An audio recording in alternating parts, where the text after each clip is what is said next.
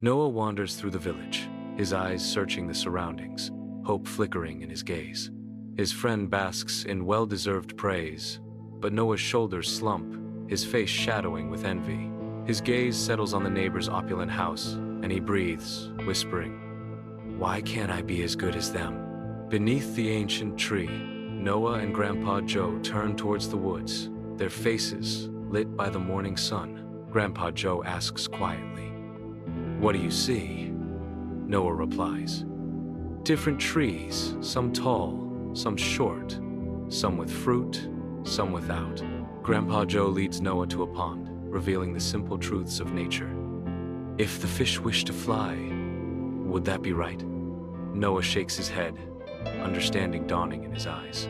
Years later, the town square vibrates with renewed energy as Noah, now a confident businessman, commands attention. Sunlight dances off his polished shoes, mirroring the hopeful gleam in the eyes of those before him. The air hums with optimism as Noah declares, "The sun and the moon don't shine at the same time, but both matter. So do you."